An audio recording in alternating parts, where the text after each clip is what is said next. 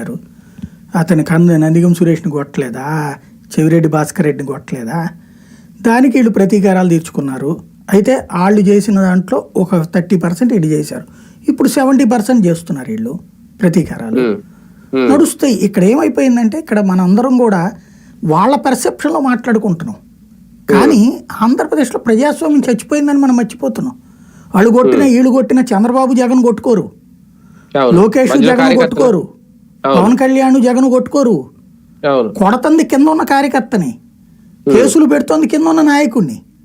అంటే నాయకులు అగ్రనాయకులు బాగానే ఉంటున్నారు, స్టేట్మెంట్లు ఇచ్చుకుంటున్నారు.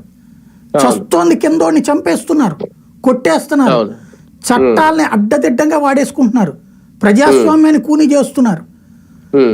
ఒకడు అధికారంలో ఉంటే ఇంకొకటి రాష్ట్రం విడిచిపోవాలన్నటువంటి పరిస్థితి తెస్తున్నారు.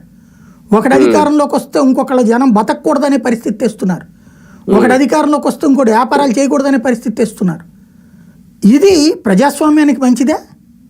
అసలు ప్రజాస్వామ్యం ఎక్కడ తెచ్చింది మన దగ్గర? ఇక్కడ పెద్ద పెద్ద వ్యాపారాలని లాగేసుకుంటున్నారు, లేదా వ్యాపారాలను అడ్డుకుంటున్నారు, దెబ్బతీస్తున్నారు. అలాగే తింటం మానేస్తున్నారా? ఎవడికాడు తింటానే ఉండే. అప్పుడు ఇసుక తిన్నారు జగన్ అంటే ఇవాళ రోజున వీళ్ళు తింటుండే.